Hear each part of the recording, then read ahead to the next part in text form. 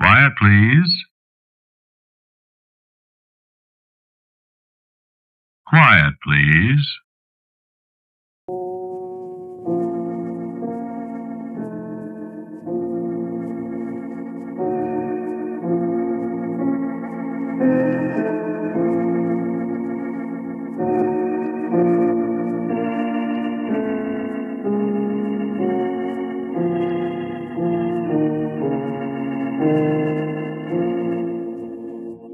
The Mutual Broadcasting System presents Quiet Please, which is written and directed by Willis Cooper, and which features Ernest Chappell.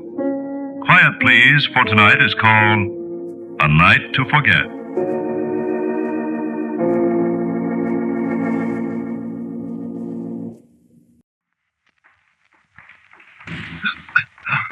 Excuse me.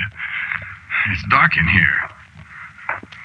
I can't find the doggone lights. Where's the lights? There aren't any lights, John H. Who's that? It's me.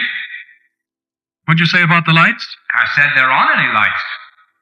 There's got to be. Not in here, John H. Isn't this Studio 15? You kidding? This is the morgue.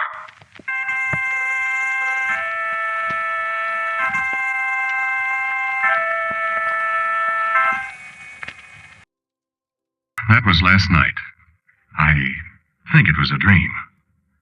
I remember I went to bed early because I had to get up so early this morning to get that stuff to Ted before he takes off for California. I drank a bottle of ginger ale with some lemon juice. I read Variety for about 15 minutes. Then I went to sleep. Must have been no later than 10:30. And this happened.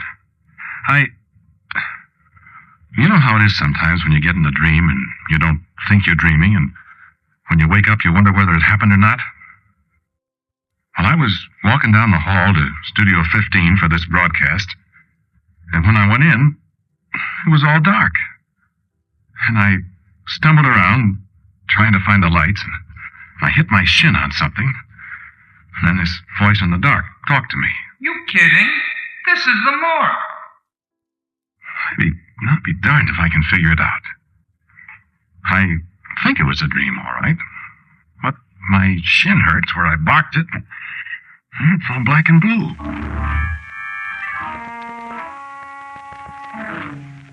I woke up, and I lay there quite a while. You know, half dopey, trying to figure it out. I turned the lights on finally, and I was right there in my room with my shin hurting me. I know I hadn't been out of bed because I was all wound up in the covers. And I couldn't get back to sleep again. You know how it is? You have a nightmare and you're afraid to go back to sleep because you might have another one, a worse one. Well, listen. I was just lying there in my own room with the lights on, looking at the ceiling and trying to think. And it began to get dark. No, the lights didn't go out. I could see the lights, but it was dark. Everything just sort of faded, like in a movie, you know? And pretty soon it was black dark. I tried to get up, but I couldn't. And I just lay there, flat on my back, in the dark and the silence, and I was scared. Doesn't he look nice? Beautiful. He's got that blue and white shirt on that I gave him. I wish I could have got that tie from him in time. I always liked that tie. It is pretty. He certainly looks nice. Certainly does. Look, will you two please get out of my room? What'd you say, John H.? I said get out of my room. Why, this isn't your room, John H. Now, look. Of course it isn't. Now, look, if I have to get up and chase you out of here... Right, John H. You know you can't get up. Of course you can't. You're dead, John H.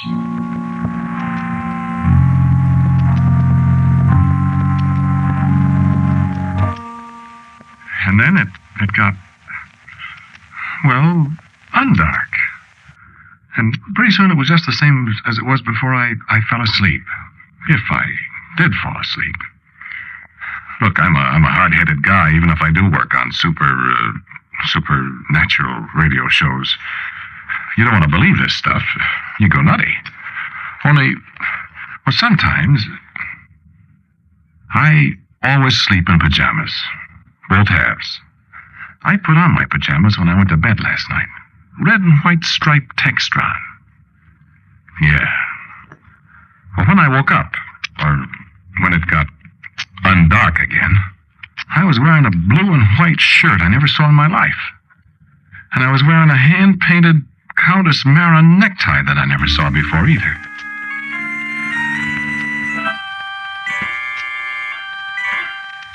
So this is too good.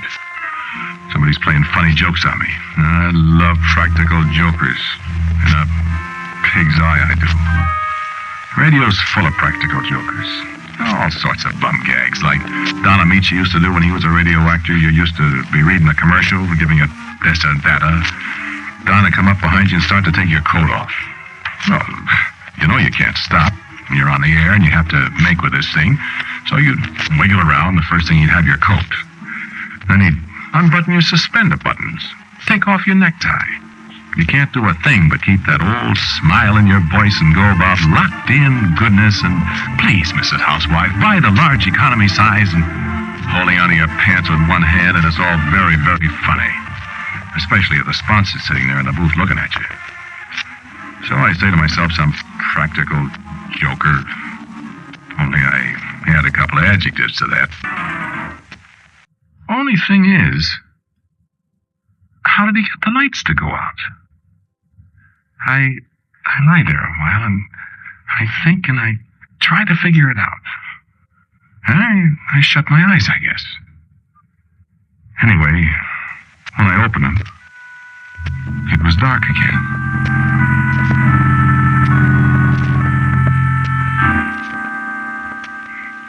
I am walking around in the dark, and the ground is springy underfoot. There's a cool wind blowing. What are those things? Those white things. Why, they look like gravestones. They are gravestones. Will you stand to one side, please, Johnny? Excuse me. I gotta get to work, see? This is an extra special rush job. I gotta get it done right away. Did you say something, Johnny? I was just going to ask you, what is this place? My goodness, John H., this is a cemetery. Cemetery? Certainly. Would you move your foot a little? What am I doing in a cemetery? What do people usually do in a cemetery, John H.?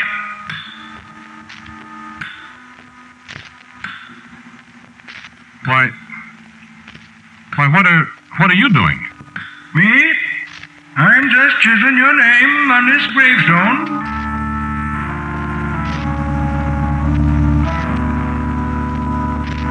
And there it was, laid out in chalk on the gravestone. John H. And I shut my eyes.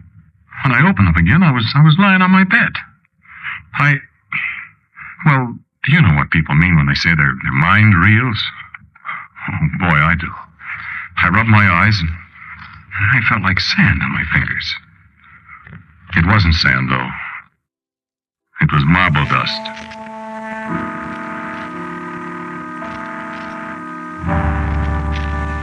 And brother, I was shivering. This kind of nightmare is a little too real. Then the telephone rang. And so I got up to answer it. Mind you, I was awake. Well, I know I was. Well, the lights were on. I got up and I picked up the receiver. And I said, hello? Hello? Sure is too bad, isn't it? Sure is. I never heard of such a thing. Hello? Hello? Poor old John H. This is John H. Hello? Poor old Al, I'd say. It's tougher on him than on John H. Al? Al who? Al April. You know, the sound effects man. Oh, I didn't know his name. Who is this? Hello? Yes, he feels pretty awful about it. Well, I should think he was. Who is- killing a man? He didn't mean to, you dope. I know it, but just the same, poor old John H. He didn't know it was loaded. I mean, loaded with bullets. Matter of fact, there was just the one bullet. One was enough. Right on the air, too. Yeah. I bet that was the first time a radio audience ever heard a real killing. Yeah. Hello. I want to know who this is.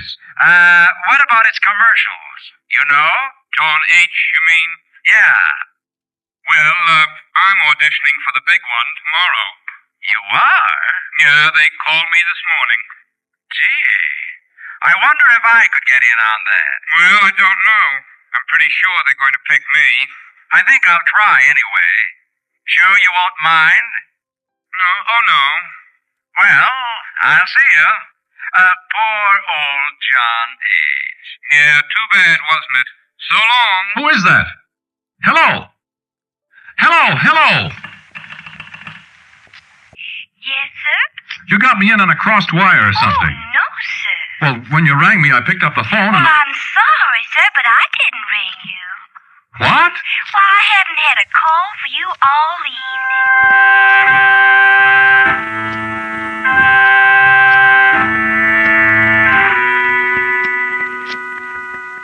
Now, that wasn't a nightmare. Or a dream. That happened.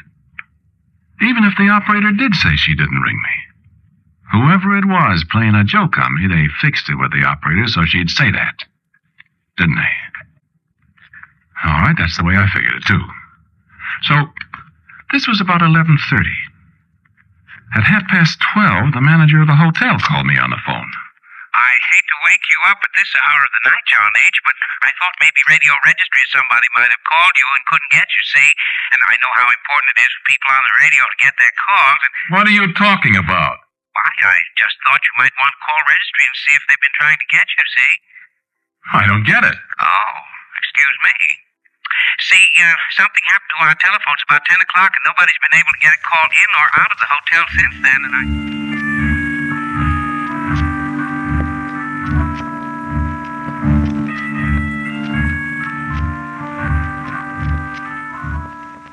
Well, maybe my practical jokers might have got to the manager, too. But this morning when I came downstairs, I found he wasn't kidding. The phones had been out for 2 hours and a half. Something blew up in the switchboard or something. Now, that's carrying a practical joke an awful long ways, isn't it? Yeah.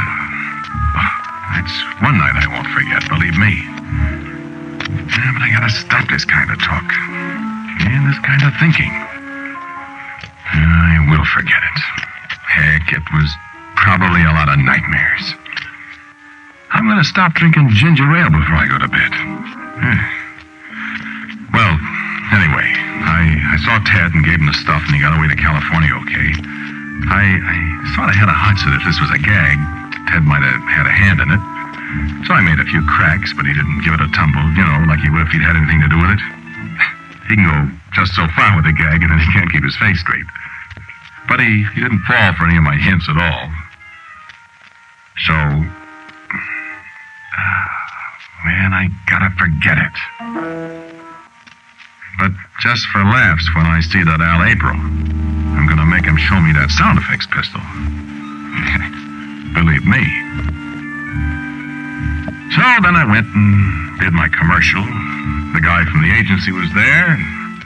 He had the renewal of my contract with him, so... Well, anyway, after I signed it and he signed it, I'm not going to hold auditions for my job tomorrow.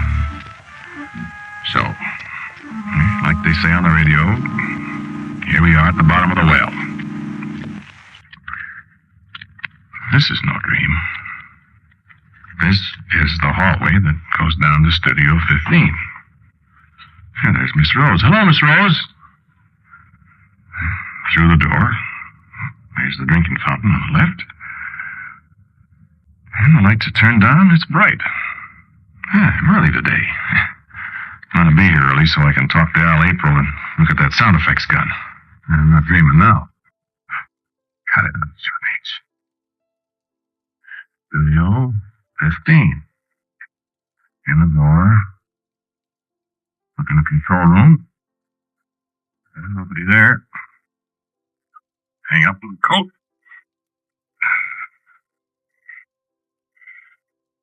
No, in the studio. Yeah, the light switch is right where it always was. Hey, the light, go on. Yeah, studio's been all right. Nobody here yet. You're late, John H. Oh. I'm not either. Look at the clock. Oh. Who are you? I'm Mr. D. I got your note and I came right over. Note? What note? The note you wrote me to meet you here tonight. I didn't write a note. Why, you certainly did. I've got it right here in my briefcase. Yeah, I got it right here. I don't know what you're talking about, mister. Now, just a second. Oh, my goodness, I don't seem to have it after all. But I'm here, so that's all that matters, isn't it? What'd you say your name is? D. What'd you want? I'm on the air in just a little while. Oh, it won't take long, John H. I've got the catalog right here. And you can pick one out in no time. How high do you want to go? What'd you say your name is again? D. Ah, here's the catalog. How do you spell it? So what? Your name. Oh, D-E-A-T-H.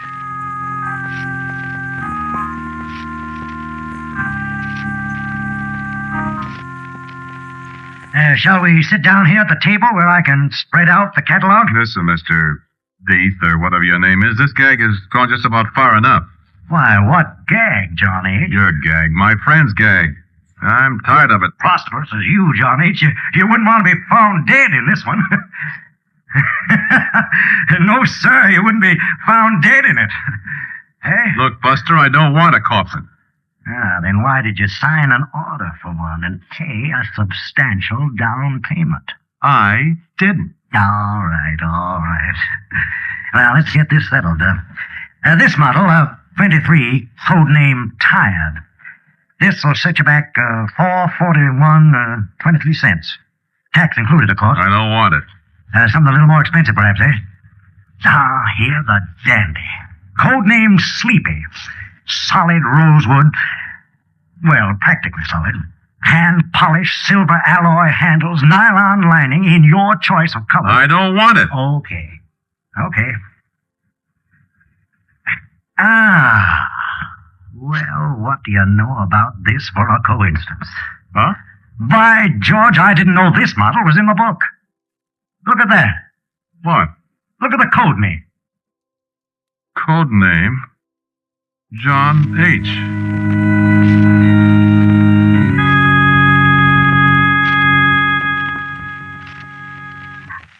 Man, is that a job! You know, I haven't seen this model yet. Look how it's streamlined. Plastics, too, the latest thing. Real built-in factory-engineered dependability. Finest model we've ever made. And look, it's fireproof. And that coincidence about the code name, the John H. You know what, John H.? You'll be the very first user of this latest model. Stand up. What for? My goodness, this is a made-to-measure job, John H. Nothing too good for you famous radio people. Stand right up there. That's it. Now, let me see. Dimension A. My, you have broad shoulders, don't you? Now, let me put this down. There. Listen, mister, please, I'm going to get it absolutely right, John H. I tell you, I can hardly wait to see you in it. Stand still. Listen, this has gone far enough. Just hold the tape measure. Now, let me see. 3 inches above your head. Now, 6 feet 4 inches. Ah, I didn't realize you were that tall, John H. How much do you weigh? Well, let's see. I've lost 17 pounds since I went on the diet. My. You must tell me about that. If we have time. 17 pounds. Yes. And that makes it... 191. Oh, my gracious, I can save you a little money then. The oversized models carry a 4% discount, you see. The little ones are harder to make. You're very fortunate, John H. Now, the plaque on the lid. See here? Yeah? Now, well, we can engrave that with any lodge emblem or, you know, an odd fellow or a moose or Anything like that? You are a big fellow, and I suppose you could say in slang that you're a big moose. Get it? No. The only thing I belong to is the lambs. Lambs. Lambs. Oh, my, John H., I really don't think we could do that.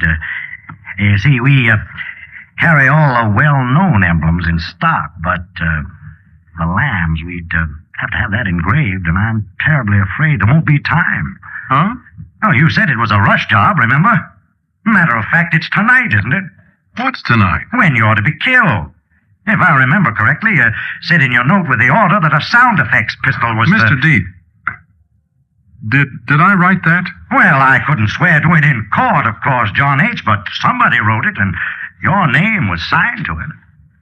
Well, look. I'll write my name.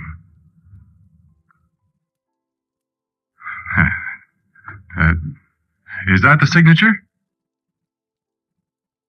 Absolutely identical, John H. Yes, sir, absolutely identical. I remember the curlicues on the H. I don't understand.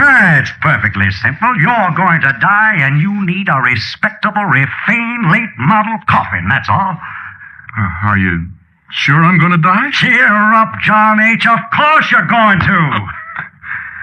You know, I heard that before. Yeah, it's all over town. Tonight. That's what you said.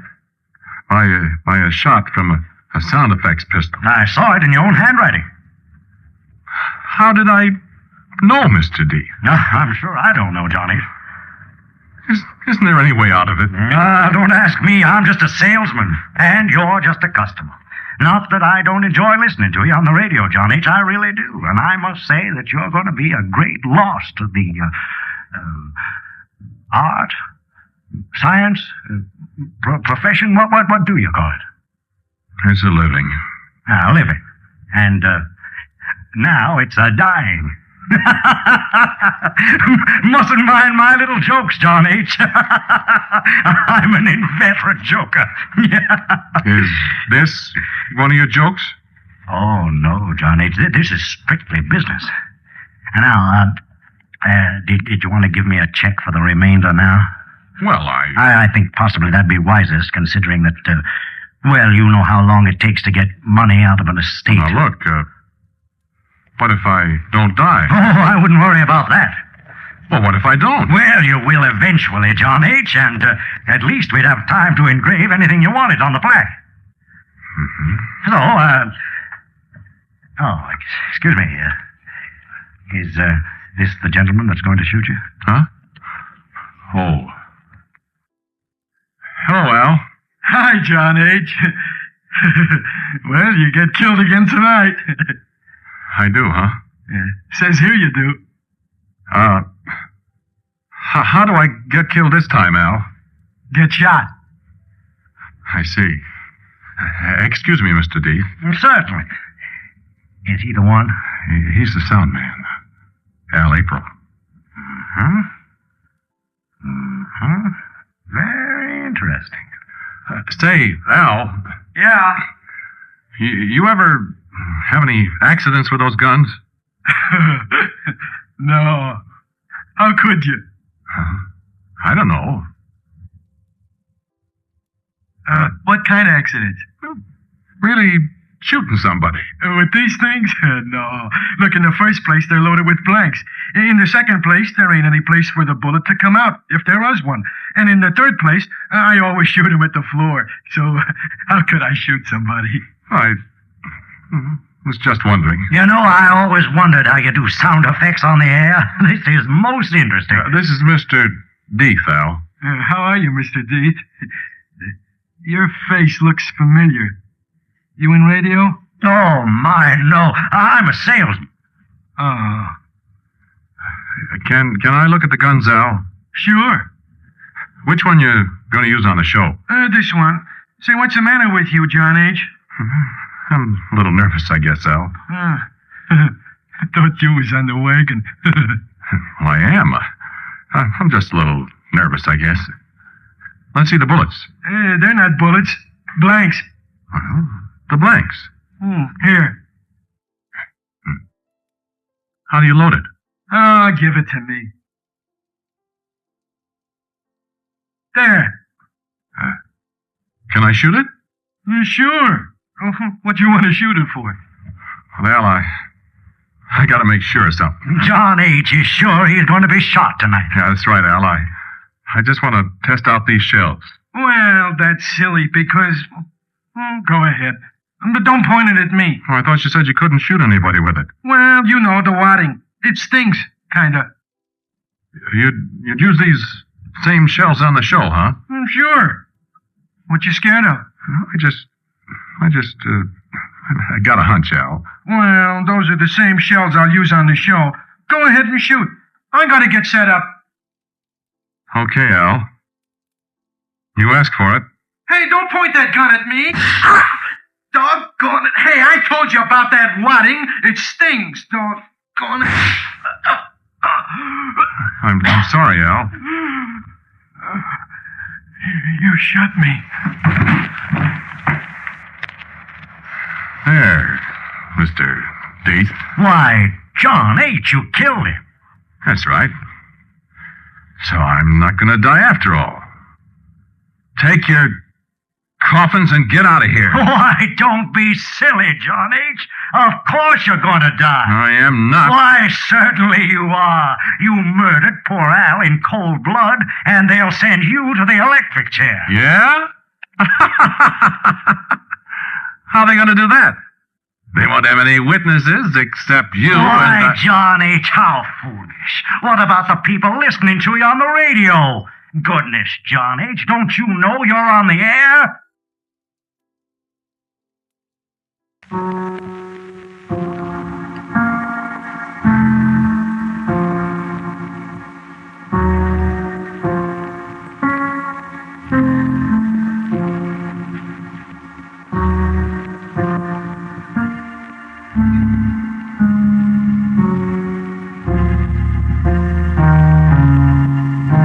title of the Quiet Please story you have listened to is A Night to Forget.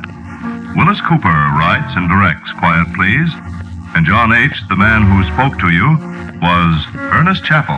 And James Monks played Mr. Deef. Al April was played by Murray Forbes. And the sound effects on the show were played by Al April. Others in the cast were Jack Tyler, Kermit Murdoch, Lon Clark, and Polly Cole. Original music for Quiet Please, as usual, is played by Albert Berman. Now, for a word about next week's Quiet Please, here's our writer-director, Willis Cooper. Tonight's show was the 40th in the series of Quiet Please. Next week, for the 41st, I think I'll call the show after the name of our series. Let's call it Quiet Please. And so, until next week at the same time, and quiet, please, I am quietly yours, Ernest Chappell.